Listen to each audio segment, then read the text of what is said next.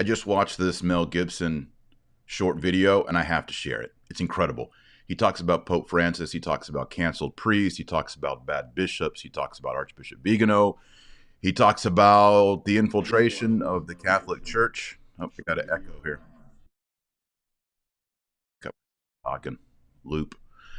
It's incredible. So I'm going to run the clip. It's only 5 minutes long, and I think you'll benefit from it. And I think it's important because a lot of people who are still not wanting to hear these truths, maybe they'll hear it from someone like Mel Gibson. So here he is, his smiling face, and let me hit play. Hi, there in Chicago, Mel here. The voice crying out from the wilderness of Malibu to lend that voice for your support and encouragement at your rally today. The Coalition for Canceled Priests. I mean, it's not hard to believe that there is now such a thing, as personally I know many priests who have been canceled, but not for the reasons you'd think. I mean, it's not like they did a hit and run drive and left the scene of the crime or embezzled church funds, stole the altar wine, or committed some other heinous crime. No, not at all. And who's persecuting them? Well, their own bishops. How's that? Yep. Who are they? Well, they're a pack of men who generally passively sit by and tolerate any kind of nonsense. But if one of their priests utters something that resembles orthodoxy, well, then they spring into action, they reprimand him, and they bully him and do their best to cancel him. And they succeed. They drum him out of the service, off he goes. I'm really sorry about that. That's a grave injustice, and it's kind of white martyrdom. And it's nothing new. It really isn't. It's nothing new. And it's a symptom. It's a symptom of a very deep sickness that afflicts the church. It did not happen overnight. If anyone's familiar with the missives of Archbishop Viganò, he says that the seeds of erosion of the church were sown with the reforms of Vatican II, and I agree with him. He suggests even that we scrap the whole thing and go back and do it the way it was before. And it was a pastoral council, after all. I mean, there was nothing wrong. It didn't need to be fixed. They were doing pretty well. At any rate, and I've had my own run-in with the bishops. I mean, who are they? Well, I remember when I directed The Passion, I went to the USCCB to get support for the film. And those men couldn't get away from me fast enough. And all but a few of them turned their back on me. And it was pretty telling about who they were. A pretty insipid bunch. And it doesn't look like anything's changed. Geez, I remember back in the 70s,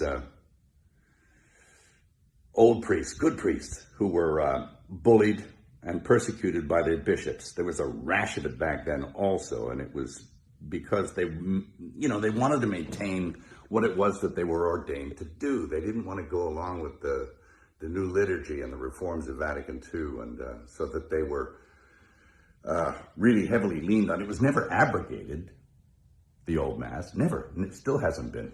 You can't. It's protected by quo primum. But they were bullied and badgered and put in insane asylums, and it was pretty sad to watch. And this kind of thing is now happening again.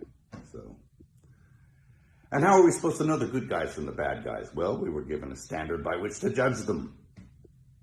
By their fruits, you'll know them. By their fruits. Anybody seen any good fruit lately? Well, it's tough. And look, I'm a pretty sinful guy. I mean, I'm as venal as the next guy. But I know the difference between a shepherd and a hireling. And I think that the vast majority of these bishops are just a bunch of hirelings. And my question is, who's hiring them? I don't think it's Jesus. Is it Francis? Who's hiring Francis? Is it Pachamama? I mean, I think you need to look at the whole institution. And, I'll quote Archbishop Viganò again in saying that he believes that there was a parallel counterfeit church set up to eclipse the real one. He's suggesting usurpation or an inside job. It seems that way. Anyway, of course, we know the gates of hell will not prevail against it. The victory is God's, not ours. And it will flourish if we keep it in our hearts. It can flourish in our hearts and keep the faith. And that's what's going to happen. That's what I encourage you to do. Again, I'm sorry for your pain, the injustice. I'll definitely throw something in the hat to add my support. And God keep you and God bless you. Thank you. I mean, how cool is that? Thank you, Mel Gibson. That's great. A lot of people, it's difficult to say, I believe in one holy Catholic and Apostolic Church, and then look around at what's going on in the church.